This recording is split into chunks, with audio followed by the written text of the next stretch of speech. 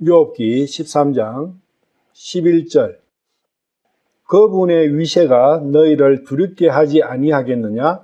그분의 무서움이 너희 위에 임하지 아니하겠느냐? 너희의 교훈은 재같은 속단거리에 불과하고 네가 의지하는 것은 진흙 방백일 뿐이니라. 더 이상 도움 안 되는 궁리를 멈추고 나에게 상관 말고 잠잠하여 내가 말하게 하라. 어찌하여 내가 내 살을 내 위로 물고 내 생명을 내 손에 두겠느냐. 14절까지 읽었어요. 11절은 이렇게 읽으면 좋아요. 그분의 무서움이 너희 위에 임하지 아니하겠느냐. 그 뒤에 무서움이 앞에 나오고 그분의 위엄이 너희를 깜짝 놀라게 하지 아니하겠느냐. 이렇게 읽으면 훨씬 나아요. 여기 친구들이 참으로 헛된 말만 하니까 욥이 친구들에게 하나님의 무서움을 너희들이 모르는구나. 하나님이 얼마나 무서운 분인지 그 무서움이 너희 위에 너희들이 계속 그렇게 한다면 하나님을 조롱하고 그렇게 한다면 너희 위에 임하지 아니하겠느냐. 그리고 그분의 그 위엄, 그분의 광대하시고 그분의 크시고 그분의 엄히하신 그러한 모습에 너희가 깜짝 놀라지 않겠느냐. 그런 말씀이에요. 주님의 위엄은 어떻게 보여주시느냐. 위엄이라 하면 위세 그렇게 생각하죠. 주님이 엄청난 그 힘과 권위와 파워를 가지고 나타나시는 모습이 성경에서는 어디 있느냐. 출애굽기 15장 11절에서 16절 오 주여 신들 가운데 주와 같으신 이가 누구니까. 주와 같이 거룩함 속에서 영화로우시고 찬양 속에서 두려우시며 이적들을 행하시는 이가 누구니까. 주께서 주의 오른손을 내미시니 땅이 그들을 삼켰나이다. 주께서 구속하신 백성을 주께서 주의 경을로 인도하시되 주의 힘으로 그들을 안내하사 주의 거룩한 처소에 이르게 하셨나이다. 백성이 듣고 두려워하며 슬픔이 팔레스티나의 거주민들을 사로잡으리니 그때에 에돔의 추장들이 놀라고 모압의 용사들이 벌벌 떨며 가나안의 모든 거주민들이 노거리로다. 그들에게 두려움과 무서움이 덮침에 주의 팔의 위대하심으로 인하여 그들이 돌같이 잠잠하리니 오 주여 주의 백성이 건널 때까지 곧 주께서 사신 그 백성이 건널 때까지 그리하리이다. 애굽에서 이스라엘을 인도에 내시고 그리고 인도에 내실 때 10번의 그 이적을 행하시고 마지막에는 이집트의 왕부터 모든 군사들을 홍해에 수장시키시고 또 그 이후에 40년간 광야에서 이스라엘을 이렇게 인도에 가시는 그러한 그 소문들을 들었을 거 아니에요. 가나안에 있는 거주민이나 모압이나 이런 주위에 있는 사람들. 애굽에서 출애굽할 때 일으키신 하나님의 그 이적들 그런 것을 보고 하나님의 위엄을 느낄 수 있다는 거죠. 실제 글로서 읽으니까 그렇지 만약에 현장에 있었다면 그러한 일들이 일어난다면 어떻겠어요? 그 하나님이 얼마나 더럽겠어요. 그런 게 지금 이 시점에서도 하나님은 그 일들을 행하신다는 거예요. 몇천 년 전에 일어났던 그 역사적인 일이 아니라 이 출애굽 사건이 나에게도 계속 일어나고 있다는 거. 그 부분이 중요한 거예요. 이러한 일들이 실제 내 상황이 됐을 때는 내 마음이 어떻게 되는 것이 정상이냐. 이사야서 2장 10절 주의 두려움과 그분의 위엄의 영광으로 인하여 바위 속으로 들어가고 티끌 속에 숨을 지니라. 그날에 사람의 거만한 모습이 낮아지며 사람들의 오만함이 고개를 숙이고 주만 홀로 높여지시리라. 그러니까 이 주님의 두려움과 위엄의 영광으로 인한 두려움이 생기면 사람은 거만한 모습이 낮아지니 겸손해진다는 거예요. 하나님 앞에서. 그리고 오만함이 고개를 숙이고 주님만 홀로 높여지시는 그러한 마음이 생기는 것이 정상이라는 거죠.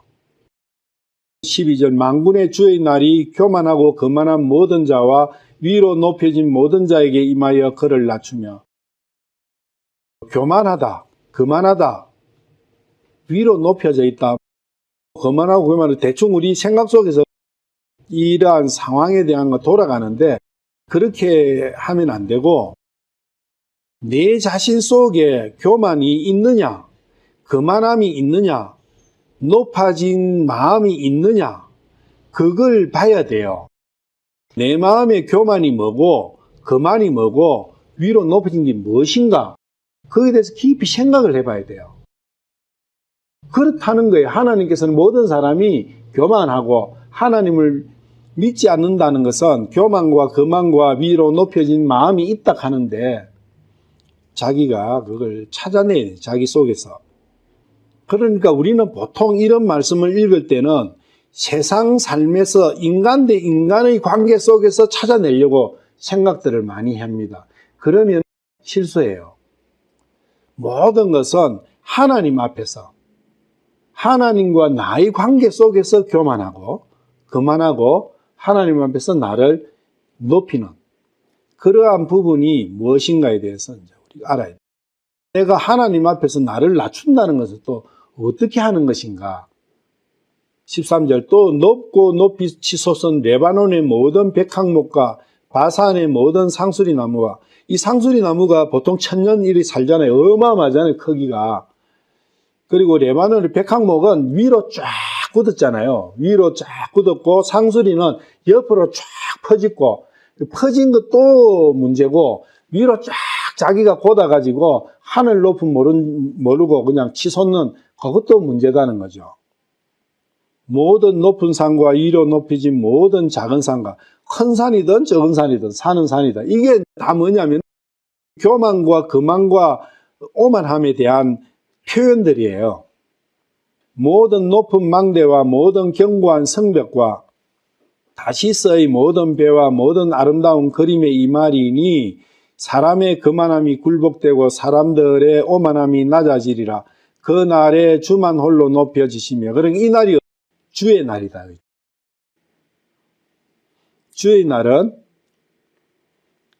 나의 속에 있는 악의 세력을 완전히 진멸하는, 그래서 내 혼을 그 악의 세력으로부터 떼내시는 그 날이 주의 날이에요. 내 개인에게는.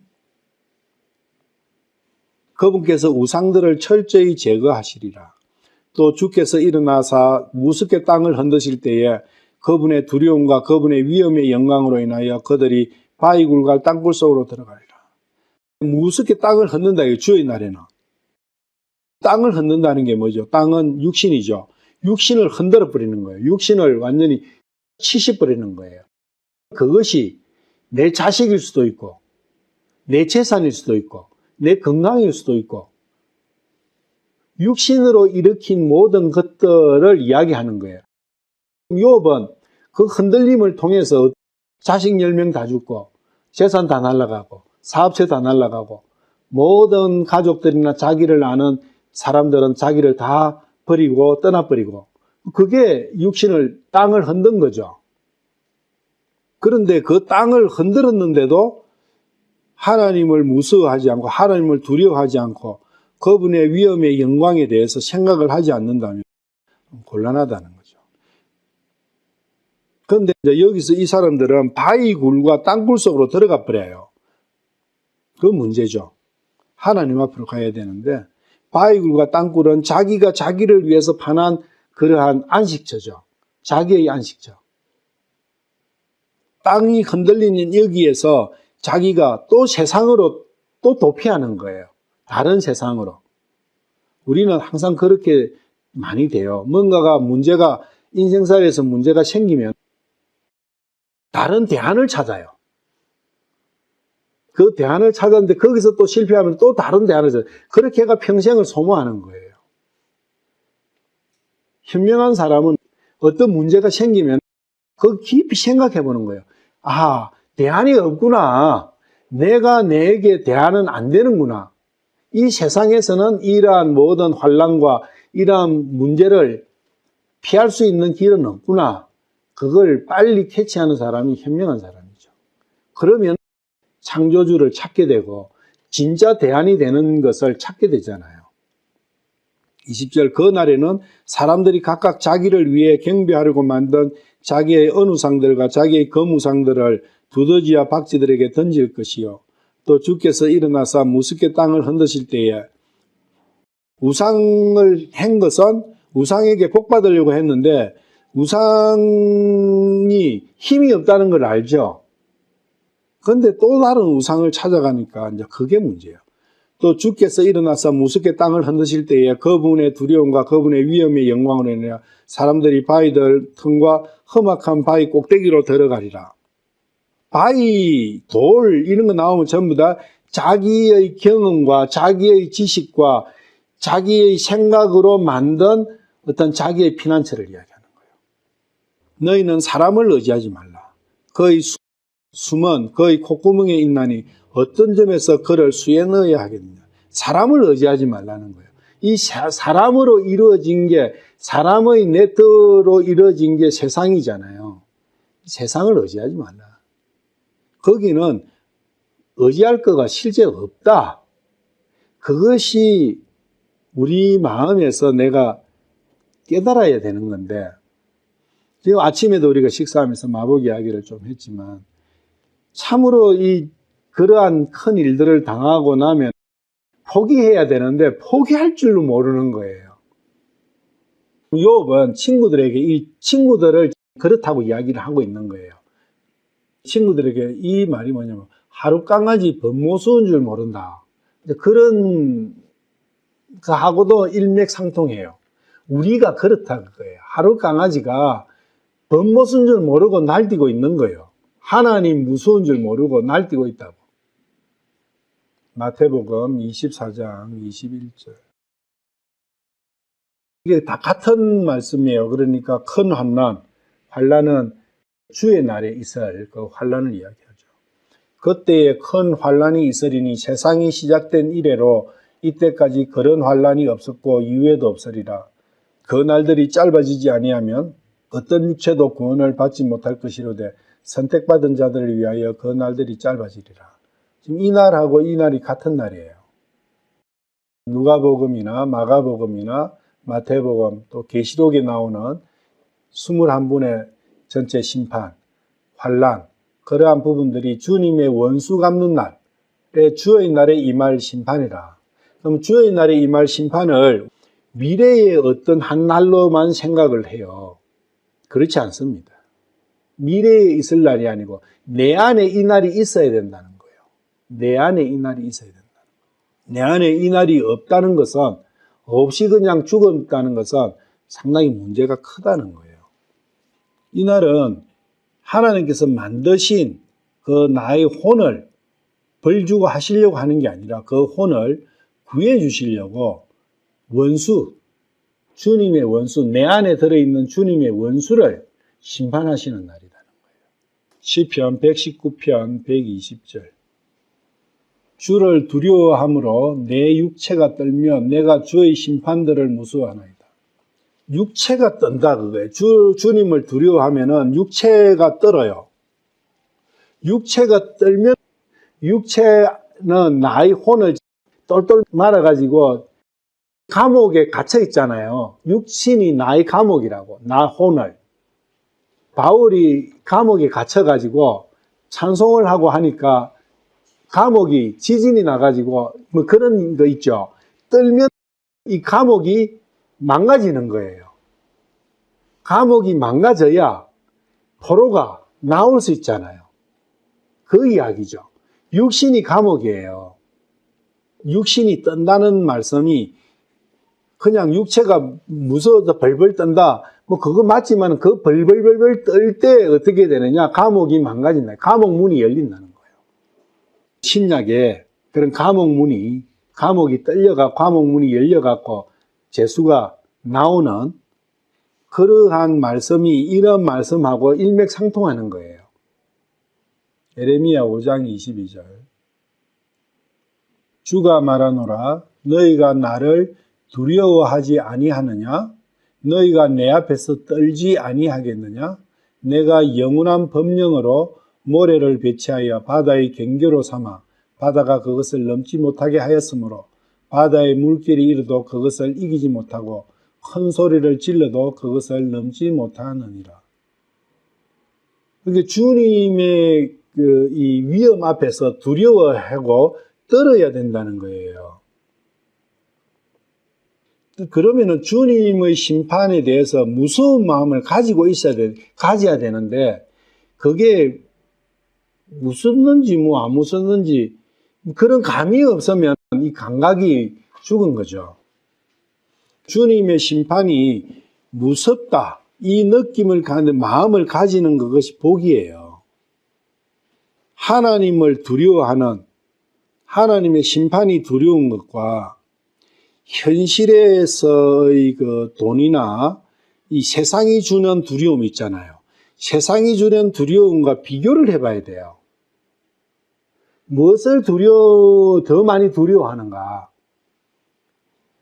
하나님에 대한 두려움이 없으면 온통 세상 것이 두렵겠죠. 근데 하나님이 온통 두려우면 세상 것은 안 보이겠죠. 두려운 게 아니라 보이도 안 하겠죠. 우리는 항상 내가 제일 두려워하는 것이 보여요. 내 눈에. 생각이 내를 사로잡고 있다고. 나는 무엇이 두려운가? 세상에 있는 것들이 두려우면 왜 내가 세상 것을 두려워하지? 원인을 찾아봐야 돼요. 그게 믿음 없는 소치거든요, 그게. 하나님을 믿지 않기 때문에 세상이 두려운 거니까 그 이제 원인을 찾아보면서 나의 믿음을 방해하는 요소들을 찾아내가 그걸 꺼내야 되는 거죠. 사람마다 세상을 두려워하는 내용들이 조금씩 다르다고. 똑같지는 않아요. 예를 들면 이재용이 같은 사람은 돈에 대해서 두려움이 있을까요? 없어요. 그 사람은 돈에 대한 두려움이 있을 이유가 없잖아요. 내 수중에 한 10억만 있어도 돈에 대한 두려움은 없어요. 그러면 그 사람은 무엇이 두려울까요? 예를 들면 다 틀린 거예요. 이재용이는 법이 두려운 거예요. 국민들의 눈이 두려운 거예요. 주주들이 두렵고, 또 돈이 없는 사람은 돈이 두렵겠죠. 또 건강이 안 좋은 사람은 건강이 두렵겠죠. 정치인들은 사람이 두렵겠죠. 표가 거기서 나오니까. 그래서 이 두려움에 대해서 무엇이 나의 실제 두려움인가? 그것은 본인이 제일 잘 아는 거죠. 그리고 하나님이 아시고. 마태복음 10장 28절. 몸은 죽여도 혼은 능히 죽이지 못하는 자들을 두려워하지 말고 오직 혼과 몸을 다 능히 지옥에서 멸하시는 분을 두려워하라. 이 세상은 내가 돈이 없든 굶어 죽든 두드려 맞아 죽든 강도를 당해가 죽든 뭘 하든 죽어도 육신만 죽인다. 육신을 넘어서지는 못하는 거예요. 그런데 육신과 혼을 두 개 다를 멸하실 수 있는 하나님을 두려워해야 된다. 그러한 이야기죠. 왜 우리가 하나님을 두려워해야 되는가? 그 하나님을 두려워해야 될 이유가 나오죠. 왜 세상은 안 두려워해야 되느냐? 몸밖에 못 죽는데, 그리고 그거는 언젠가는 죽는 거예요. 안 죽는 게 죽는다 하면 두려울 수 있지만 어차피 죽는 건데, 예수님께서 야이로의 딸이나 나사로한테 그랬잖아요. 사람들은 죽었다고 난리 났는데 울고 불고 하는데 예수님은 잔다, 깨우러 가자, 잠을 비유하셨다고. 하나님께서는 이 몸이 죽는 것은 잠자는 거라고요. 그래서 언젠가는 잠은 깬다는 거죠. 근데 그 잠을 사람으로서는 못 깨워요. 그 잠을 깨울 수 있는 사람은 없어요. 오직 주님만이, 하나님만이 깨울 수 있어요. 그래서 예수님께서 깨우신 거예요. 야이로 딸도 깨우시고 나사로도 깨우신 거예요. 그걸 예표적으로 보여주시는 거예요. 근데 우리는 온통 두려움이 육신의 죽음과 육신의 문제되는 부분의 두려움에 휩싸여 있죠. 온통 거기에 휩싸여져 있어요. 그러니까 하나님이 두려울 공간이 없어요. 내 마음 안에는. 육신의 어떤 문제가 두려움 되는 거 반만 하나님에 대한 두려움을 가질 수 있다면 육신을 능히 이길 수 있어요. 우리의 입에서 나오는 말은 내가 두려워하는 그 부분에 대한 말이 나와요. 내가 두려워하는 것에 대해서 내 입에서 나온다고. 하나님에 대한, 주님에 대한 말이 안 나오는 것은 주님에 대해서 두려움이 없다는 거예요. 우리가 잘 새겨봐야 돼요. 그리고 두려움은, 육신의 두려움은 전이가 돼요. 전염된다고. 다른 사람의 혼을 위해서라도 육신의 두려움에 대한 이야기는 자제하는 게 좋다. 마태복음 26장 38절. 이에 그분께서 그들에게 이르시되 내 혼이 심히 슬퍼 죽을 지경이니 너희는 여기 머물러 나와 함께 깨어있으라. 그러니까 예수님께서는 모든 부분을 혼의 기준에 두신다는 거예요. 혼의 부분, 슬픔이나 애통이나 두려움이나 모든 것이 혼에 있지 육신에 있지 않다는 거예요. 만약에 예수님이 육신에 대한 두려움을 조금이라도 갖고 계셨더라면 사탄의 그 시험을 이기실 수 없었을 거예요. 그렇지만 육신에 대한 것에 대해서는 아무 그게 없기 때문에 그 사탄의 유혹을, 그 시험을 이기신 거예요. 사탄이 그냥 그 당시만 시험하고 끝났겠어요? 계속 시험하는 거예요. 우리도 마찬가지. 우리가 육신에 대해서 한 번, 두 번 시험으로 끝납니까? 아니잖아요. 죽을 때까지 계속 육신을 가지고 나를 끌고 다니는 거예요. 그러니까 육신에 휘둘리 가지고 끌고 다니는 거기에 그냥 끌려다니다가 인생 끝나는 거예요. 육신에 끌려다니는 그 종살이를 마치려면 하나님을 두려워하면 돼요. 육신이 두려워하지 않으면 그 종살이에서 벗어날 수 있어요.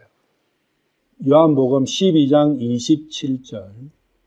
지금 내 혼이 괴로우니 내가 무슨 말을 하니요? 아버지여 이때로부터 나를 구원하여 주옵소서. 그러나 내가 이런 까닭으로 이때까지 왔나이다. 예수님께서 십자가를 지실 어떤 그러한 부분과 그 처해져 있는 상황에 대해서 실제로는 육신을 가지고 이야기되고 있잖아요. 성경 안에서 예수님 십자가 달리시고 치욕을 받으시고 채찍을 맞으시고 하는 그런 부분. 그런데 혼을 이야기하고 계시는 거예요.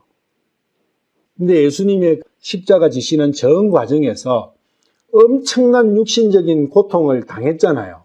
그 채찍이 못이 박혀있는 채찍으로 등짝을 그냥 맞잖아요. 피가 튀기고 살점이 튀잖아요. 그런데 그거에 대해서 예수님은 신음소리조차도 안 내시는 거예요. 그게 양이 순순히 그냥 끌려가서 도살장으로 끌려가는 것처럼 그게 엄청 중요한 거예요. 육신에 대해서는 두려움을 꺼버렸다는 거예요. 예수님께서는 이기셨다는 거예요. 육신을 이기셨다는 거예요. 우리 같으면 그 통증이나 그 아픔과 그 괴로움에 대해서 어떻게 했어요? 예수님께서 잡혀셔가지고 십자가에 달리시까지 그 과정, 전 과정을 한번 보십시오. 어마어마한 고통 속에서 가셨지만 신음소리 안 내셨다는 거예요. 신음소리조차도 안 내셨다는 거예요. 그만큼 육신에 대한 두려움이나 속박된 게 없으셨다는 거예요. 오직 혼의 문제. 왜 혼이 괴롭겠어요? 예수님 지옥 가셔야 되니까. 욥도 내가 지금부터는 육신에 대해서는 나는 잊어버리겠다. 내 혼에 대해서만 이야기하겠다. 그 이야기 했잖아요. 육신이 무덤에 가는 그것은 예수님이나 욥 같은 경우에 초월해버렸다는 거예요. 그거에 대해서는 생각 안 해버린다는 거예요. 마귀의 사탄이 쥐고 있는 가장 큰 무기가 뭡니까? 육신을 죽이는 거잖아요. 왜? 육신은 자기 소유니까. 그것밖에 못한다 그 이야기예요. 그것밖에, 육신을 죽이는 것밖에 못한다. 이 육신이 죽는 것은 밖에 안 되는 거예요. 밖에. 육신이 죽는 것밖에 네가 할 게 뭐 있냐? 죽여라 죽여. 그런 이야기죠. 하나님을 두려워하는 사람은 네가 나를 육신을 죽이면 나는 하나님의 품으로 가는 거예요. 나에게는 더 좋은 거예요. 그런 마음이 있으면 육신이 어떻게 됐든 육신에 대한 두려움이 없는 거죠. 바울 사도가 그랬잖아요. 육신의 죽음에 대해서 그랬잖아요. 내가 육신이 죽으면 나한테는 훨씬 좋지만 성도들에게 참 너희들은 말씀을 제대로 하나님의 뜻을 너희들에게 제대로 가르쳐주고 할 사람이 없으니까 참 너희들한테는 그렇지만 나한테는 좋은 일이다. 그게 믿음이잖아요. 무엇을 두려워하는가가 하나님에 대한 믿음의 척도예요. 하나님을 믿는다 하면서 맨날 육신 가지고 한다면 믿음 없는 거예요. 육신이 있더라도 믿음에 사는 사람은 없는 것 같이 사는 거예요. 그냥. 하나님께서 원하시는 거예요. 그게. 제가 다 된다고 드리는 게 아니라 그게 하나님의 뜻이라는 겁니다. 이사야서 53장 7절. 그는 학대를 당하고 고난을 당하였어도 자기 입을 열지 아니하였으며 도살장으로 향하는 어린 양같이 끌려가며 털 깎는 자 앞에서 잠잠한 양같이 자기 입을 열지 아니하는도다. 입을 열지 않았다는 이 말씀은 두 가지를 볼 수 있어요. 한 개는 거기에 대해서 아무 컴플레인 안 한다는 거예요. 예수님은 올바른 재판도 못 받으셨잖아요. 그럼 항의할 수도 있어요. 왜 내가 무슨 죄냐? 무슨 죄가 있냐? 따질 수 있어요. 얼마든지 예수님은. 근데 안 따지시는 거예요. 그리고 채찍에 맞고 통증이 얼마나 하겠어요. 근데 그 통증에 대해서 신음소리를 안 내시는 거예요. 입을 안 여시는 것은 신음소리 안 냈다는 거예요. 우리는 조금만 여기 아파도 그냥 하고 저도 여기 아파가지고 뭐 저녁에 잘 때 끼고 막 이렇게 하지만 자칫 잘못하면 그런 부분에서 믿음을 잃게 된다는 거예요. 사탄의 수작에 넘어가는 거예요. 중요한 것이 예수님의 고난주간 그 부분에서 예수님이 하신 말씀과 그 고통 속에서 예수님은 어떻게 그 고통을 대하셨는가 그런 걸 배워야 돼요. 거기에 따라가야 돼요. 예수님의 발자취를 따른다는 게 그런 거예요. 예수님은 안 아프셨고 예수님은 배고파도 배고픔을 적게 느끼고 그런 거 아니다. 우리가 똑같다 그거예요. 그런데 어떻게 해서 예수님은 넘기시냐? 믿음으로 넘기신 거예요. 하나님에 대한 믿음으로. 욥도 육신의 고통에 대해서는 잊어버린 거예요. 친구들은 계속 육신을 가지고 부추기는 거예요. 육신을 두렵게 만드는 거예요. 육신의 문제를 두렵게 만드는 거예요. 욥이 육신을 두렵게 느껴보면 사탄한테 끌려가는 거예요. 욥은 절대 하나님께로 갈 수가 없어요. 육신이 두려우면 욥의 자세가 어떻게 나오겠습니까? 욥이 육신이 두려우면 하나님께 간구하는 내용 자체가 주님, 제가 하나님 앞에 잘 살 테니까 이 고통 속에서 이 육신의 고통을 벗어나게 해 주십시오. 이렇게 자세가 나오겠죠. 신앙의 방향이. 그게 종교다는 거예요. 깡지빼바 하는 거예요. 차가 없어서, 건강이 없어서, 돈이 없어서, 집이 없어서, 땅이 없어서, 권세가 없어서 이런 사람은 깡지빼바 돈 주세요. 집 주세요. 차 주세요. 그런 형태로 가잖아요.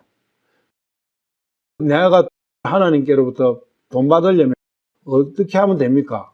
하고 목사는 10원 내면 1,000원 받으니까 10원 내시오. 그렇게 하지 않아요? 그런 쪽으로 가버린다고요. 예수님과 욥은 그렇지 않아요. 육신은 생각 안 해버려요. 죽으면 죽는 거예요. 근데 하나님께서는 그 죽음을 방치하지 않으신다. 자기를 믿는 사람은 사탄이 지 맘대로 요리하도록 방치하지 않으신다는 거예요. 그게 욥기 2장에 욥이 네 수중에 있지만 네가 욥을 흔들고 난리를 지을 수 있지만 욥의 생명은 내가 딱 지키겠다. 절대 하나님은 자기를 신뢰하는 사람에게 대해서 사탄이 마음대로 하도록 절대 안 두시고 하나님의 뜻을 이루어 가시는데 필요한 만큼만 사탄에게 허락하신다고요. 그게 믿음이잖아요. 내가 건강이 안 좋다. 하나님을 믿는다면 내 건강 안 좋은 것도 하나님께서 보시기에 나의 최선의 방향이니까 그 정도에서 그치는 거예요. 그게 믿음 아닙니까? 너희의 교훈은 재 같은 속단거리에 불과하고 네가 의지하는 것은 진흙방벽일 뿐이라. 몸이 아프다, 돈이 없다, 뭐가 춥다, 덥다, 뭐가 이 육신의 문제가 있으면 그걸 해결하기 위해서 세상을 본다 그래요. 사람을 본다 그거예요. 그것이 진흙방벽이다. 왜 진흙방벽이 있어요? 돌방벽이 아니고. 성벽은 돌로 쌓아야 되잖아요. 그런데 진흙방벽은 다른 거는 못 무너뜨려요. 진흙방벽을. 뭐만 무너뜨릴 수 있어요? 물만 무너뜨릴 수 있어요. 물 앞에서는 무력해요. 말씀 앞에서는 무력하다고. 하나님께서 물로 심판하셨잖아요. 한번. 너희의 교훈은 재 같은 속단거리에 불과하다. 이 교훈이 뭐겠어요? 네가 이런 문제에 처했을 때는 이렇게 대처하면 좋다. 그 문제를 해결할 수 있다. 뭐 그런 내용들이 이 세상에는 난무하잖아요. 돈 벌려면 이렇게 해야 된다. 몸이 건강하려면 이렇게 해야 된다. 뭐 세상 그 나와 있는 지식들 많죠. 논이 주스 먹어야 된다. 식초 마셔야 된다. 그게 속담거리고 진흙방벽이다. 속담거리라 하니까 속담은 세상을 좀 더 편하고 올바르게 살아갈 수 있는 길을 제시해주는 짤막한 말을 속담이라 하는 거예요. 그 속담이 많죠. 우리 한국에도. 볶는 탑이 무너지랴. 지성이면 감천이다. 기독교인이라 하면서도 이런 말은 철석같이 믿어요. 지성이면 감천이다. 그러면 정성을 들이면 하늘도 감동한다. 그래서 종교생활 하는 게 그런 마인드가 들어있어요. 종교생활 하는 사람들은. 내가 지극정성으로 하나님, 그래서 일요일마다 안 빠지고, 교제 시간 안 빠지고, 뭐 그런 거 있잖아요. 여러 가지. 그러면 하나님도 감동하시겠지. 굽는 탑이 무너지라. 같은 내용이죠. 열심히 살아야 된다. 실제 그거 그렇게 설교하잖아요. 또 웃기는 말이 하늘은 스스로 돕는 자를 돕는다. 엄청 유명한 말이거든요. 스스로 돕는 이거는 진짜 믿음하고는 완전히 반대 말이거든요. 그런데 이것을 성경 말씀과 같이 버물러 갖고 설교해요. 스스로 도울 수 있으면 하나님이 뭐 필요하겠어요? 하늘이 뭐 필요하냐고 스스로 도울 수 있으면. 그러니까 이게 말도 안 맞는 말이에요. 이런 건. 내가 스스로 나를 스스로 내가 못 도하니까 하나님께 맡기는 거죠. 이게 모든 것이 인본주의라는 거예요. 모든 이런 좋다는 말들의 중심은 항상 나 자신인 거예요. 그런데 성경은 네가 중심에서 빠져. 중심은 내야. 중심에다가 주님, 하나님을 모시고 사는 것이, 나는 외곽으로 벗어나는 것이, 나는 달이 되는 것이, 태양에서 내가 달로 가는 것이 믿음의 생활이잖아요. 그리고 못 올라가려면 쳐다보지도 마라. 우리가 하늘 올라갈 수 있습니까? 못 올라가요. 그러면 안 봐버리면 어떻게 되는 거예요? 예수님 하늘 품에 안길 수 있습니까? 가야 되는데 하늘 갈 수 있어요. 못 오가는 게 아니라고. 예수님을 부정하는 말이에요. 예수님의 사다리가 있어요. 내가 못 올라간다고, 내가 못한다고 못하는 게 아니라고. 나는 못하지만 내 대신에 예수님께서 해주시면 할 수 있는 거예요. 근데 우리가 이런 말들이 성경하고 짬뽕이 돼가지고 내 사상 속에 팍 들어앉아 있지 않느냐. 시리와야 바늘 간다. 시리와야 바늘 간다. 이게 무슨 말이냐면요. give and take이요. 선물 문화라고. 뇌물 문화라고. 그래서 우리가 give and take에 어마어마하게 내 자신도 물들어 있고 그래서 그걸 엄청 해요. 그냥. 우리 선물하는 게 전부 다 이거예요. give and take이라고. 이게 뇌물 문화잖아요. 뇌물 문화. 뇌물 문화 하니까 안 좋죠. 어감 자체가 안 좋으니까 선물로 포장해버리는 거예요. 그래서 사람 간에 선물이 필요할 때도 있어요. 그런데 그것은 진짜 그냥 우러나는 무조건적인 그거는 필요해요. 그런데 어떤 내 마음속에 조건을 달아버리면 그거는 뇌물이라고. 그거는 give and take이에요. 그리고 특히 동양에서는 노는 이런 중국 사상들. 논어는 뭘 이야기하냐면 충효예요, 충효. 임금에게는 충성하고 부모에게는 효도해야 된다. 그게 논어 사상의 핵심이에요. 거기에 물들어 버리니까 하나님은 항상 세 번째예요, 세 번째. 그게 나의 본질, 나를 누가 만드셨는가, 나의 주인이 누군가를 모르니까 이런 문제가 나오는 거예요. 나의 주인이 임금이고 나의 주인이 내 육신의 부모라 생각하니까 그런 사상이 나와버리는 거예요. 성경에서는 단호히 아니다 그 이야기예요. 너의 참주인은 하나님이시다는 거예요. 창조주이시다는 거예요. 예수님이시다는 거예요. 그런 것을 완전히 그 진리를 뭉개버리는 거예요. 이런 사상들이. 근데 우리 이런 사상을 성경 믿는다 하면서도 이런 사상을 버리지 않아요. 그리고 맹자는 도덕지상주예요. 사람은 양심에 따라서 양심을 갈고 닦으면서 양심의 선을 행해야 된다. 그게 인간이지 양심을 버리는 게 어떻게 인간이냐, 동물하고 똑같이. 이거예요. 우리 삶의 그 모습이 거기에 임박해 있지 않느냐. 성경도 그 범주 안에서 가르쳐버려요. 목사가 알고 있는 제일 잘 아는 게 이 충효사상이고 도덕사상이니까. 그리고 사자성어가 엄청 발달했죠. 이 한문은. 그리고 사자성어를 많이 대내요. 조금 있으면 연초가 되면 방귀끼나 끼는 그런 작자들은 다 사자성어 한 개씩 만들어내죠. 이런 것들을 인생의 지침으로 삼는 자들의 어리석음이. 그것을 재 같다 했죠. 재가 쓸 데가 있습니까? 재가 구분이 됩니까? 소나무가 탄재든, 참나무가 탄재든, 포도나무가 탄재든, 재는 다 재요. 똑같아. 구분 안 돼요. 그리고 아무 쓰잘데가 없어요. 재만큼 쓰잘데가 없는 게 어디 있어요? 세상에서 사람의 인생살이는 이렇게 살아야 된다는 그 말들은 다 재다 그예요, 재. 그리고 그 말들은 다 어디에 기반을 두느냐? 육신에 기반을 둔 거예요.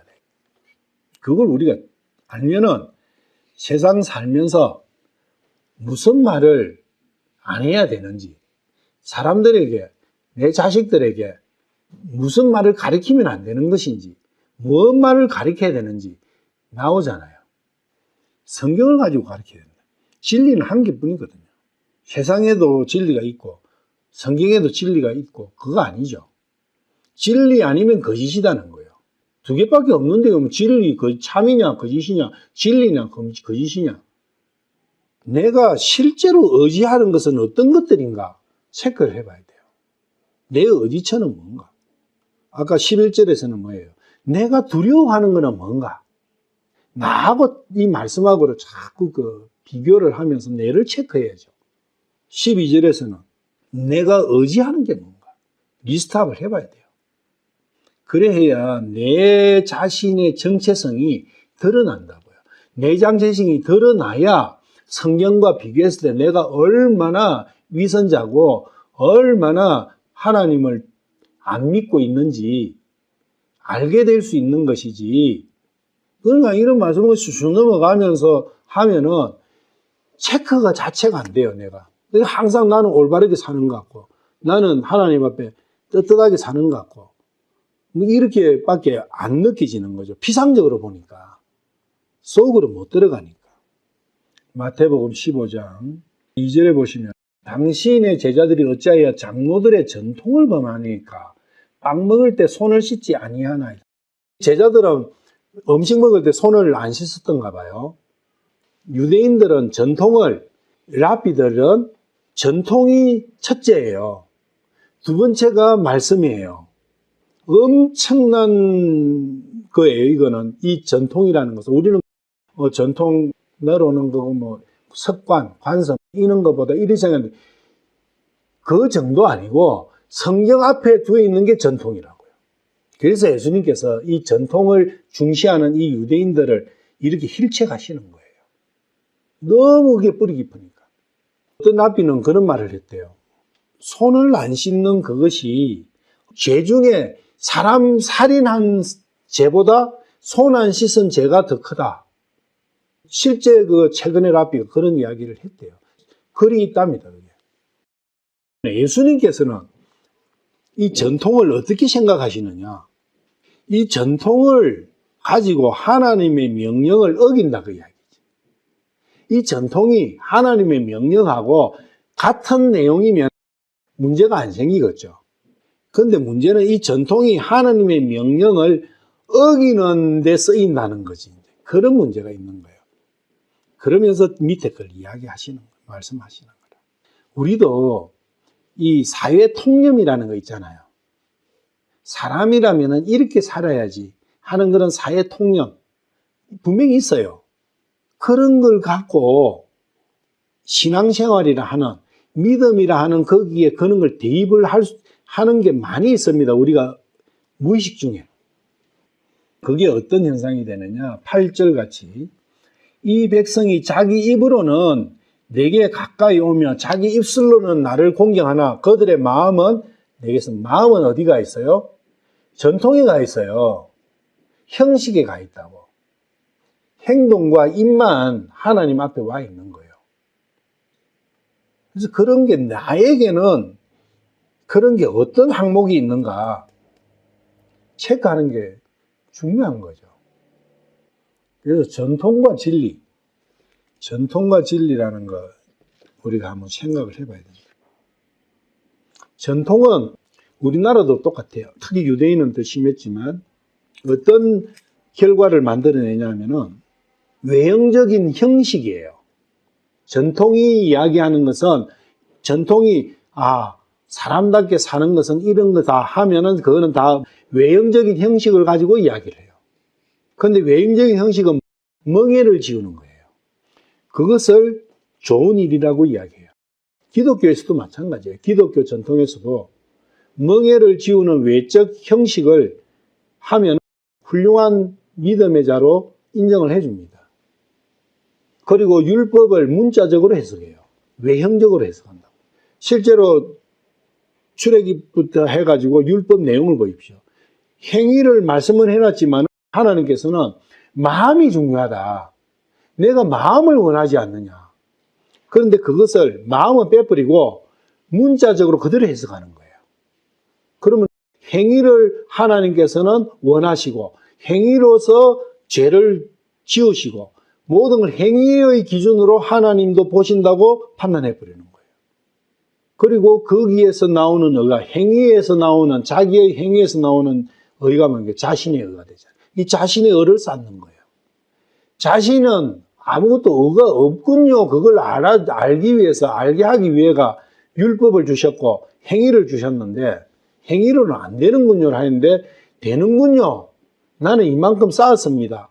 그렇게 되는 거죠. 전통은. 그리고 전통은 종교적인 경건을 이야기해요. 외형적인 경건을 가지고 따진다고. 그런데 그걸 따지기 시작하면 나중에 결론이 사망이다. 그리고 항상 전통은 외형적 판단으로 모든 걸 판단해요. 그리고 행위가 기준이다. 그런데 진리는 자유를 가져오는 내적 믿음을 이야기합니다. 멍에를 지우지 않아요. 그래서 예수님께서 내 멍에는 쉬우니라 가벼우니라 나에게 오는 자는 자유롭게 된다. 그것은 내적 믿음의 상태를 이야기하는 거예요. 그리고 율법도 그 본질은 마음을 이야기하는 거예요. 마음을 달라. 진리는 마음이다. 그리고 진리는 하나님만이 의를 갖고 계시다. 그래서 그 하나님의 의를 구하라. 사람의 의가 아니다는 거예요. 진리는 참된 거룩함을 추구하는 거예요. 그러면 참된 거룩함은 생명으로 연결되는 거예요. 아까 종교적인 경건은 사망을 가지만 그리고 진리는 공의의 판단이다. 외형적 판단이 아니라 마음의 판단이다. 그리고 진리는 행위가 아니고 마음이다. 로마서 10장 9절 한번. 네가 만일 네 입으로 주 예수님을 시인하고 하나님께서 그분을 죽은 자들로 살리신 것을 네 마음속으로 믿으면 구원을 받는다. 네 마음속이래. 마음. 골로새서 3장 16절. 그리스도의 말씀이 너희 속에 모든 지혜로 풍부히 거하게 하여 시와 찬송가와 영적 노래로 서로 가르치고 훈계하며 영적 노래예요. 그죠? 영적 노래로 서로 가르치고 훈계하며 너희 마음속에서 은혜로 주께 노래하고 마음속의 은혜다. 고린도후서 9장 7절. 저마다 자기 마음속에 정한 대로 낼 것이요 마지못해 하거나 억지로 하지 말지니 하나님은 즐거이 내는 자를 사랑하신다. 마음속에 정한 대로 하고 즐거이 내는 자. 외형적으로 금액을 얼마 봉투에다가 적어갖고 어떻게 하고 그걸 발표하고 누가 어떻고 그거는 외형적이다 그거예요. 사람에게 보이는 것이지 하나님한테 보이는 게 아니다. 사람한테 안 보이고 하나님한테 보이려면 하나님은 마음을 보시니까 내 마음에서 하는 거예요. 두레또는 과부가 제일 많이 넣었다. 마음이잖아요. 시편 51편 10절. 오 하나님이여 내 안에 깨끗한 마음을 창조하시고 내 속에 올바른 영을 새롭게 하소서. 이게 마음, 혼과 영이라는 거예요. 육신은 빠져요. 가무같이 한 거예요. 이건 하나님 앞에서는 육신은 무같이 한 거예요. 그거는 소멸되고 없어져야 될 것이지. 17절 그 뒤에 17절 한번 봐봐요. 하나님께서 구하시는 희생문은 상한 영이다. 오 하나님이여 상하고 통회하는 마음. 상하고 통회하는 마음이지 땅을 치고 울고 불고 소리를 괴성을 지르고 하는 그러한 외적인 게 아니다는 거예요. 마음이 상해하고 통하면 그러한 행동은 나올 수가 있어요. 그런데 하나님께서 제일 정하시는 것은 마음은 희희낙낙하면서 행동으로 그래 하는 그러한 부분 하나님 다 아시잖아요. 그래서 상하고 통해하는 마음은 주께서 멸시하지 아니하신다는 거예요. 받아들인다는 거예요. 하나님께서 말씀하시는 진리는 다 마음의 문제다. 그걸 우리가 정확하게 알아야 됩니다. 그리고 실제 곰곰이 한번 생각을 해보면 이 육신이 나를 진짜 뭔가 보호해 줄 수 있는가? 나를 위해서 육신이 뭘 하는가? 실제로는 방해만 해요. 나를 구렁텅이로만 몰고 가는 것이 육신이지 나를 위해서 뭔가 이게 해주는 게 없어요. 그리고 나한테 다고다고만 하지 나를 위해서 지가 해주는 게 없어요. 그래서 거머리라 했잖아요. 다고다고 하는 거머리. 그게 육신이에요. 내 자식들이 아니에요. 거머리라고. 거머리가 얼마나 거머리는 피를 빨아먹어요. 생명을 빨아먹어버린다고. 이 육신이 나의 생명을 좀먹는 거예요. 다고다고 해가지고 온통 거기에 내 모든 걸 쏟도록 만드는 거예요. 거기 쏟으면 거기에 모든 노력을 쏟으면 하나님 섬기고 하나님하고 동행하는 그 부분은 생각조차도 못하는 거죠. 그래서 육신을 잊어버리면 시간이 온통 하나님 섬기는 데 쓸 수 있는 시간이 풍부해요. 그런데 육신을 섬기는 대로 많이 써버리면 쓸수록 하나님 섬기는 데는 진짜 찌꼬리만한 그거 명분 쌓기용으로 하는 그거지 실체가 없는 거예요. 우리 명분 쌓기용 하는 거 있잖아요. 왜? 행동들. 그런데 육신을 제껴버리면 실질적으로 하나님을 섬길 수 있는 삶의 모습이 나올 수밖에 없게 돼 있어요. 뭐 할 겁니까? 13절. 더 이상 도움 안 되는 궁리를 멈추고 나에게 상관 말고 잠잠하여 내가 말하게 하라. 친구들은 육신을 뜻한다 했잖아요. 육신의 속에서 나에게 다고다고 하는 그러한 세 가지의 어떤 종류, 그것이 친구들이에요. 그래서 육신 보고 이야기하는 거예요. 야, 육신아, 너, 욥이 그러기. 육신 너 궁리하지 마. 네가 이야기하는 거는 전부 다 시잘데없는 나를 멸망으로 이끄는 그거 말고는 너는 없어. 너 조용히 해, 그냥.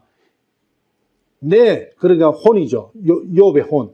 내가 말하는 그것만 듣고 그것만을 네의 지침으로 삼아. 그럼 네한테도 좋은 거야, 이놈아. 이렇게 이야기하는 거예요. 육신은 더 이상 궁리도 하지 말고 네 말은 내한테 아무 도움 안 되는 거니까 나는 네 말은 토시 한 개도 내가 듣지도 않을 테니까 소용없는 거야, 이놈아. 네 입만 아프지. 욥의 자세라는 거예요. 나는 하나님께 영적인 부분에 대해서 생각밖에 나는 안 한다. 그리고 내가 하나님과 진리를 가지고 이야기하도록 너 아무 소리 하지 마. 네가 자꾸 소리하면은 하나님에 대한 진리를 이야기하고 하나님과의 믿음에 대해서 생각하고 이야기하는 그 부분이 손상을 입으니까 해방을 받으니까 너 조용해. 우리가 이제 내 생각 속에서 육신의 생각과 영적인 생각이 부딪히면 항상 육신적으로 많이 따라가든지 방해받잖아요. 소란스러우니까 내 속에서 마음에.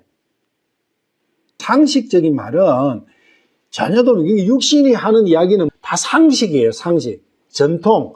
인간이라면 이래야 되지 않냐. 인간의 조상들부터 해가지고 쭉 내려오면서 좋은 말들 있잖아요.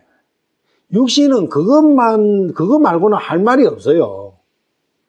그래서 그러한 말은 도움은커녕 혼란만 가중시키고 정작 필요한 교제를 방해한다고. 나와 하나님의 대화를 방해하는 요소가 육신이에요. 육신의 생각이라고. 그걸 단호히 제어를 해야 돼요. 그러려면 육신을 두려워하면 안 된다고. 사람은 자기가 두려워하는 존재에 대해서 생각을 많이 하게 되고 말을 많이 하게 되고 행동을 그쪽 쪽으로 쏠리게 되어 있어요. 잠잠하게 있으면 너한테도 그게 유익하다. 육신 너한테도 네가 조용히 내 말을 듣고 있으면 그게 네한테도 좋은 일이다. 여기 13장 19절 그 뒤에 한번 봐봐요. 내가 말을 하지 않는다면 그것은 곧 내가 죽었을 때일 것이리라. 자, 이제 나와 변론할 자가 누구냐? 내가 죽기 전에는 이야기를 할 거다. 살아있는 이상은 나는 이야기할 거다. 너희들은 조용히 해. 그런 이야기죠. 이런 게 육신에 대해서, 나의 육신에 대해서 이런 마음이 있느냐. 육신을 완전히 무시해버리는 거잖아요. 육신을 무시해야 된다. 31장 34절. 내가 언제 큰 무리를 무수하거나 족속의 멸시를 두려워하여 잠잠히 있었거나 문에 나가지 않는 일이 있었던가. 이것은 사람을 두려워했거나 내가 사람을 무서워했거나 속해 있는 민족들이 이 멸시하는 걸 두려워하면, 그러니까 육신이 나를 멸시하고 조롱하고 육신이 나를 위협하는 거기에 내가 끌렸다면 말을 못 하잖아요. 눌리갖고. 육신이 시끄럽겠죠. 내가 그래 안 했다. 이 31장은 욥이 환난을 당하기 전에 욥의 상태를 이야기해요. 욥은 그렇게 살지 않았다는 거예요. 그래서 하나님께서 완벽했다, 곧바랐다, 그렇게 말씀하시는 거죠. 그래서 욥은 잠잠하지 않겠다. 나는 혼이 주도하겠다. 내가 주도하겠다. 나는 영을 추구하지 육을 추지 않겠다. 그 이야기를 과감하게 하는 거예요. 바울 사도의 로마서 8장 말씀을 여기 사는 거예요. 그런데 33장 31절 한번 봐봐요. 욥기 33장. 엘리후의 이야기예요. 엘리후는 대체 어떻게 했냐. 오 욥이여, 잘 주목하고 내 말에 귀를 기울여라. 그리고 너는 잠잠해라. 내가 말하겠다. 엘리후는 육신의 주인이에요. 엘리후는 여기서 포지션이 육신의 주인이라고. 육신의 주인은 사탄이잖아요. 적그리스도. 엄청난 싸움이죠.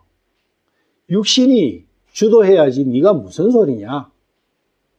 그래서 엘리후가 쭉 이야기한 것은 교묘하게 꾸민 육신의 이야기예요. 영적인 이야기가 아니라고. 다음에 엘리후 이야기를 보면 알겠지만. 마가복음 1장 25절. 예수님께서 그를 꾸짖어 이르시되 잠잠하고 그에게서 나오라 하시니 마귀 들린 자죠. 마귀 보고 나오라 그래요. 마귀 보고 잠잠해라. 예수님은 마귀 보고 잠잠해라 하고, 사탄은, 적그리스도는 그리스도를 믿는 그 혼을 보고 잠잠해라 하고 싸움이죠. 그럼 우리는 지금 나에게도 그런, 내 안에서 그런 싸움이 있는 거예요. 잠잠하라는 것은 너는 내 말을 따라라, 그 이야기예요. 그러면 사탄도 야, 너 영적인 거 보고 너 잠잠해. 내가 이야기하겠다. 내 말만 들으라 하는 것은 육신의 말만 들었고 너는 살아. 그게 네 행복이요. 예수님께서는 영적인 말을 듣고 살아. 말씀에 따라 살아. 싸움이죠. 내 안에서 있다고요, 그 싸움이. 그래서 내가 누구의 말씀 앞에서 굴복하고 잠잠하고 그 말씀을 따라야 되느냐. 무의식 중에 우리는 육신을 따르기가 엄청 쉽게 되어 있어요. 그래서 정신을 차려야 된다고요. 마귀가 울부짖는 사자처럼 나를 호시탐탐 노린다는 거예요. 그게 육신을 가지고 나를 노리는 거예요. 마가복음 3장 4절. 그들에게 이르시되 안식일에 선을 행하는 것이 율법에 맞느냐? 악을 행하는 것이 맞느냐? 생명을 구하는 것이 맞느냐? 죽이는 것이 맞느냐 하시니라. 그러나 그들이 잠잠하며. 유대인들이 잠잠한 거예요. 유대인 육신이거든요. 할 말이 없어요. 예수님께서 질문을 딱 하셨는데 유대인들이 뭘 했어요? 안식일에 왜 네가 일을 하느냐 이랬거든요. 그러니까 선을 행하는 것이 율법이 맞느냐. 그러면서 예수님께서 나중에 뭘 말씀하냐. 그리스도는 안식일의 주니라. 안식일의 주가 뭐예요? 안식일의 주인이 안식일을 만드시고 그 안식일을 가지고 그 안식일이 이런 것이다. 그러니까 이렇게 지켜라 마라 뭐 하시는 그 주인이 예수님 자신이다, 그 이야기예요. 주인은 그 안식이라고 상관이 없잖아요. 그 말씀이에요, 그게. 그런데 이 사람들은, 유대인들은 그걸 모르니까 네가 왜 안식일에 일을 하느냐, 안식일을 범하느냐, 네 제자들은 왜 안식일에 이삭을 따먹느냐, 추수를 하느냐, 이제 있다고 이야기를 하죠. 주인은, 창조주는 그 창조물하고는 분리되어 있어요. 그 창조물 안에 들어가지 않는다고. 그 법에 속박받지는 않는다고요. 왕이 법에 속박을 받습니까? 안 받습니까? 안 받아요. 왕 밑에 있는 백성이 속박을 받지 왕은 그 법에 속박을 안 받습니다. 그래서 옛날에 프랑스 루이 14세가 그랬잖아요. 진이 곧 법이다. 왕의 뜻입니다. 그게. 왕은 법에 속박 안 받는다. 그걸 생각하고 예수님의 말씀과 예수님의 행동을 봐야 돼요. 마가복음 4장 39절. 그분께서 일어나 바람을 꾸짖으며 바다에게 이르시되 잠잠하라 고요하라 하신 자 바람이 그치고 매우 고요하게 되거늘. 예수님은 창조하신 창조주로서 이 피조물과는 별개의 상태에서 피조물의 법칙이 있잖아요. 피조물은 법칙을 갖고 있잖아요. 그 법칙 밖에서 이 피조물을 컨트롤하시죠. 예수님께서 말씀하시는 그게 법이에요, 바로. 우리는 법이 이 창조 세계의 그 물리적인 법칙이나 이런 법이 우선이라고 생각하잖아요. 그게 아니다. 창조주는 그 법을 계속 바꿀 수도 있는 거예요. 이 법이 바뀌니까 바다도 조용해지고 바람도 그치고 무리를 걸으시고 그런 걸 하시는 거예요. 마가복음 9장 34절. 33절에 보시면 예수님께서 너희가 길에서 무슨 일로 너희끼리 논쟁하였느냐 하셨어요. 그러니까 예수님이 모르고 하신 게 아니라 다 알고 하셨죠. 그러니까 이 제자들이 할 말이 없는 거죠. 예수님이 다 아신 거 이제 물어보시니까 부끄럽잖아요. 이게 예수님 앞에서는 우리가 할 말이 없다. 잠잠해져야 된다. 잘못 말할 수도 있고 잘못 행할 수 있어요. 근데 주님께서 여쭤보시면 우리는 잠잠하다는 것은 내가 잘못했구나. 그걸 인정하는 거잖아요. 주님 앞에서. 잠잠해야 된다. 그리고 예수님 앞에서 잠잠해야 될 때가 있고 잠잠하면 안 될 때가 있어요. 잠잠하면 안 되는 것은 누가복음 19장 40절 봐봐요. 그분께서 그들에게 응답하여 이르시되 내가 너희에게 이르노니 만일 이 사람들이 잠잠하면 돌들이 적시 소리를 지르리라 하시니라. 예수님이 하나님이시라는 거, 그분이 창조주, 나의 창조주시라는 것을 증거하는 일에서는 잠잠하면 안 된다 그 이야기예요. 그거는 외쳐야 되는 거예요. 그걸 누구한테 그걸 말씀하셨어요? 바울한테 주님께서 말씀하셨잖아요. 사도행전 18장 9절. 그때에 주께서 밤에 환상으로 바울에게 말씀하시되 두려워하지 말며 잠잠하지 말고 말하라. 내가 너와 함께 있음에 아무도 너를 공격하여 해치지 못하리니 내게는 이 도시에 많은 백성이 있느니라 하시더라. 그가 거기서 1년 6개월을 머물며 그들 가운데서 하나님의 말씀을 가지고 우상숭배가 만연한 이 도시에서 외쳐라. 뭘 외쳐요? 예수께서 창조주시고 하나님이시라는 거. 그거 외쳐라. 그리고 사도행전 23장 11절. 그날 밤에 주께서 그의 곁에 서서 이르시되 바울아 기운을 내라. 네가 예루살렘에서 나에 대해 증언하였듯이 반드시 로마에서도 증언하여야 하리라 하시니라. 로마에서도 외치라. 외치면 죽임을 당해요. 육신을 죽임을 당한다고. 그래도 외쳐라. 외쳐라고 하신 분께서 책임을 지실 거 아니에요. 바울은 그대로 따른 거죠. 바울의 믿음이죠. 14절. 어찌하여 내가 내 살을 내 이로 물고 내 생명을 내 손에 두겠느냐? 욥의 신앙 고백이죠. 내가 내 생명을 위해 가지고 내가 무슨 노력을 하고 내가 염려를 하고 그거 할 필요성이 없다는 걸 내가 알았다. 난 그거 안 하겠다. 선언이죠. 육신에 대해서는 내 자신의 육신을 가지고 내가 뭔가 안 하겠다는 거예요. 그게 어떻게 되든 간에 이건 내 손에 안 둔다는 건 누구의 손에? 하나님께 다 맡기겠다는 거예요. 하나님의 처분에 다 맡기겠다는 거예요. 하나님께서 알아서 해주십시오. 하나님 아무래도 잘 보이지도 안 하고 내가 막 마음은 맡기고 있지만은 참 현실인데 이거는 이게 우리가 현실이 거꾸로 되어 있는 거예요. 육신이 머물고 있는 우리가 보는 이게 그림자고 현실은 영적인 건데 우리는 바뀌어 있는 거죠. 현실이 이랬는데 이 말씀은 보이도 안 하고 이거는 믿음이라는 것은 환상 같고 영화 속에 있는 것 같고 그러면은 못 맡겨요. 우리가 노력하고 궁리하고 하는 대부분의 이유가 육신에 있잖아요. 육신 때문에 궁리하고 노력하고 뭘 하잖아요. 그걸 일절 안 하겠다는 거예요. 다 맡기겠다. 욥기 12장 10절에 욥이 그랬죠. 이미 내 생명은 그분 손안에 있다. 그분 손안에 있는 것을 내가 뺏어올 수도 없는데 내가 뭘 하겠느냐 그 이야기지. 제일 좋은 그분 처분에 그분 손안에 있으니까 그분 처분에 맡겨버리고 나는 프리한 것이 진짜 좋은 거잖아요. 그리고 그분은 나에게 최상의 것을 주시는 분이고 사랑과 은혜와 긍휼만 있으신 분이니까 그분이 나의 생명을 지고 있다면 얼마나 좋으냐. 마태복음 26장 39절.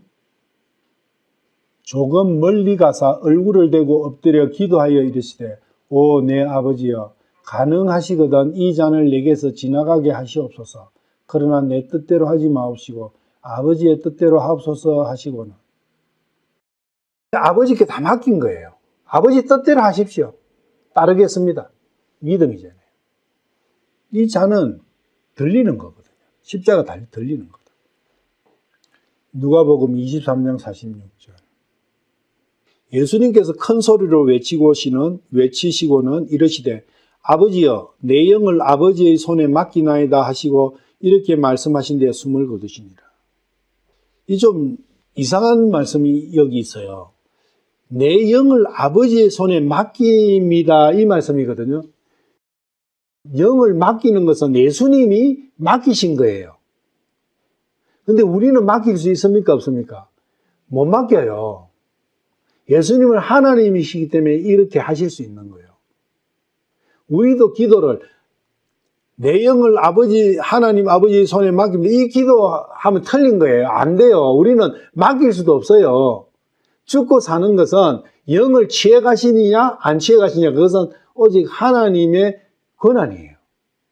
여기서도 우리가 예수님께서 하나님이시다는 것을 간접적으로 알 수가 있는 거예요. 예수님께서는 스스로 죽음을 택하신 거예요. 그리고 예수님께서는 마가복음 15장 30절 한 번. 유대인들이 예수님을 조롱하고 있는 모습이죠. 네 자신이나 구원하고 십자가에서 내려오라 하고 그와 같이 수제사장들도 서기관들과 함께 조롱하며 자기들끼리 이르되 그가 남들은 구원하였으나 자기는 구원할 수 없도다. 예수님께서 스스로 목숨을 내놔셨는데 사람들은 생각하기를 힘이 없어가 죽은 걸로 생각하는 거예요. 자기들이 죽인 걸로 생각하는 거예요. 그런데 어떻습니까? 예수님은 스스로 목숨을 내놓으신 거예요. 예수님은 자기 자신을 구원하실 수 있어요. 100%. 누구 때문에? 이 조롱하는 자들을 위해서 내놓으시는 거예요. 여기에 예수님의 위대하심이 있다는 거예요. 어떤 사람이 너는 이래서 되고 너는 이래서 선하니까 구원이 되고 너는 이렇게 악하니까 안 되고 그거 아예 없다 그 이야기예요. 그런 게 아니다 그 이야기예요. 인간의 의지나 인간의 행동이나 인간의 행위나 인간이 선하고 악하고 아무 상관이 없다고요. 하나님 앞에서는. 왜? 모두가 다 하나님의 피조물이니까. 모두를 사랑하시는 거예요. 단지 미워하시는 존재 딱 한 개 있어요. 그 원수. 마태복음 26장 53절. 너는 내가 지금 내 아버지께 기도하여 당장이라도 그분께서 12군단이 넘는 천사들을 내게 주시도록 할 수 없는 줄로 생각하느냐? 이거는 있다는 말씀이잖아요. 한 명이, 천사 한 명이 아시리아 군대 18만 명을 하루 저녁에 몰살시켜 버렸는데 그 당시에 아수르 하면은 세계 최강의 군대요.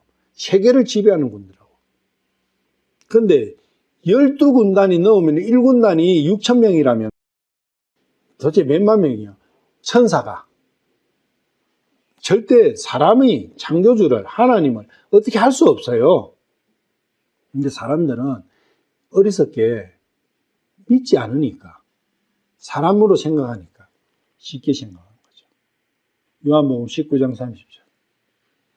그러므로 예수님께서 식초를 받으신 뒤에 이르시되 다 이루었다 하시고 머리를 숙이신 뒤에 숨을 거두시니. 여기 식초를 받았잖아요. 식초를 받으신 뒤에 다 이루었다 했어요. 제일 마지막에 많은 일들을 이루셨는데 마지막에 이루어야 될 일이 식초 받는 거예요. 식초가 뭐라 했죠? 죄라 했잖아요. 스스로 식초를 안 받으실 수도 있어요. 썰개는 안 받았잖아요. 썰개즙은.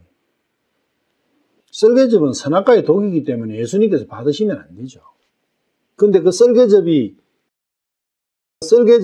안 먹으니까 맛이 없으니까 거기에 뭘 탔어요? 포도주 탔잖아요. 썰개즙에다가 맛있게, 그게 사탄의 일이라고요. 맛도 없는 것을 맛있게 탁 포장하는 거죠. 십자가에 달리고 지옥에 가시는 그것이 하나님의 뜻이라는 겁니다. 그 3시에 돌아가셨잖아요. 아침 9시에 십자가에 달려셔가지고 3시에 돌아가셨거든요. 3시에 돌아가시가 6시 이전에 무덤에 안치가 됐어요. 그러면서 6시를 받았는데 그 6시가 안식일의 시작이에요. 그리고 6월절의 시작이에요. 번제를 드리는 거거든요. 번제를 드렸어요. 예수님께서 번제를 드린 거예요. 속죄 제사에서는 제일 중요한 게 번제잖아요. 속죄 제사에서 제일 중요한 건 번제라고. 근데 번제의 조건이 있어. 번제의 조건은 자원해야 돼요. 자원하지 않는 것은 번제가 안 돼요. 그게 레위기서에 있잖아요. 레위기서 1장이 있어요. 레위기서 1장 한번 가봐요. 이 십자가에 달리신 거 제사 지내신 거거든요. 그래서 7 제사를 완벽하게 마친 거예요. 이 십자가와 부활이. 번제는 어떻게 되는 것이냐? 레위기서 1장 2절에 보시면 이스라엘 자손에게 말하리되 너희 중에 누구든지 주께 헌물을 드리면 가축 중에 소나 양으로 헌물을 드리지나. 여기 보시면 태우는 헌물이 있잖아요. 태우는 헌물에 대해서는 4절에 보시면 그가 태워 바치는 헌물의 머리에 알수할지니 그리하면 연락되어 그를 위하여 속죄가 될 거예요. 속죄 제사에는 번제가 꼭 들어가야 되는 거예요. 그리고 3절에 보시면 만일 그의 헌물이 소떼를 태우는 희생물이면 그는 헌없는 수것으로 드리되 자원하여 자기 의지대로 드려야 돼요. 속죄 제사 번제는 이 조건이 제일 중요한 조건이에요. 자원해서 의지대로 돼요. 예수님께서 번제를 드렸잖아요. 속죄제를 십자가에서. 십자가를 예수님이 자원하셨어요. 그리고 예수님의 의지대로 드린 거예요. 왜? 나를 위해서. 그 중요한 거예요. 그런데 여기서 뒤에 쭉 이렇게 보면은 갈기갈기 찢어가 다 태우잖아요. 태워야 향기가 나오잖아요. 타려면 불이 있어야 돼요. 성막에 보면 태우는 그 단이 있잖아요. 앞에 마당에. 그 단에서 그 불은 지옥불을 의미합니다. 번제단의 그 밑에 일어나는 불은 지옥불을 의미한다고. 그 지옥불이 실제로 태워져야 향기가 나오잖아요. 제단의 향기가. 그 향기를 혐망하시고 하나님께서 죄를 사해 주시는 거거든요. 그게 번제예요. 욥은 1장 5절에 번제를 계속 드렸잖아요. 그런데 마지막에는 번제를 드릴 필요 없는 메시아에 대한 부분을 욥이 알게 되는 거죠. 예수님께서도 자원하여 자기 의지대로 드리신 거예요. 그래서 하나님께서 기쁨 받으신 거예요. 그게 히브리서에 나오잖아요. 히브리서의 제사에 대해서 쭉 나오죠. 그렇다면 예수님께서 6시 지나서부터는 어디에 있었어요? 무덤 안에 있었잖아요. 그리고 무덤은 엄청난 큰 돌로 막아놨어요. 그래서 토요일 날 온 하루는 무덤 속에 있었잖아요. 그 다음에 마리아가 들어가서, 그 다음에 베드로가 들어가서 봤을 때는 없었어요. 그 다음에 봤을 때는 부활하신 예수님만 봤어. 그렇다면 이야기로만 있는 게 아니라 실제로 예수님께서 자기의 육신을 들고 지옥 가신 거 아니냐. 우리가 주 예수 그리스도 삼위일 삼야에 보면 예수님이 지옥 가셨잖아요. 이거는 몰라요. 저도 확신 있게 이야기는 하실 수는 없지만 레위기사하고 비교해 봤을 때 예수님께서 자기 몸을 가지고 지옥 가신 거 아니냐. 거기서 태우시다. 실제로 피는 십자가에서 다 흘리셨잖아요. 육신은 밖에서 태워져야 되거든요. 지옥불에 태워져야 된다고. 그래야 온전한 번제가 받아지는 거거든. 내 육신을 포기해야 되는 거예요. 번제를 드린다는 것은. 육신을 가지고는 제사 드릴 수는 없는 거잖아요. 육신이 살아있는데. 그래서 욥이 스스로 자원해서 자기의 의지를 가지고 스스로 예수님의 길을 따르겠다고, 메시아의 길을 따르겠다고 지금 선포하고 있는 거예요. 나도 그 선포가 필요한 거예요, 각자가. 그것이 이렇게 표현이 되는 거예요. 어찌하여 내가 내 살을 내 이로 물고 내 생명을 내 손에 두겠느냐? 그래서 15절에 이제 유명한 이러한 말씀이 나오는 거죠. 그분께서 나를 죽이실 자로 나는 그분을 신뢰할 것이요. 오직 나는 그분 앞에서 내 자신의 길들을 유지하리라. 그분께서 나를 죽이신다 해도 그것은 나에게 최선의 길이다. 살리시도 최선이고 죽이셔도 최선이다. 그분은 항상 나의 최선을 나에게 주시는 분이니까. 이러한 믿음의 고백이 나오는 거예요. 이러한 믿음의 고백을 듣는 하나님의 마음이 어떻겠어요? 그 하나님은 눈물을 흘리시는 거예요. 자랑스러워하시고 기뻐하시고. 이게 믿음의 진수다. 하나님께서 주시는 그 어떤 것도 자신에게 최선을 주신다는 믿음이 있는 것이다. 욥기 23장 10절. 그러나 내가 가는 길을 그분께서 아시나니 그분께서 나를 단련하신 뒤에는 내가 금같이 나오리라. 자기가 하늘나라의 몸으로 다시 나올, 이 금과 음은 하늘나라의 것이에요. 하나님 것이라고. 가장 귀한, 하늘나라에서도 가장 귀한 금으로 자기가 다시 변화될 거라는 것. 그것을 하나님께서는 주실 거라는 것. 그걸 믿고 있는 거죠. 근데 그 확실한 부분은 이제 23장에 가야 그 고백이 나와요.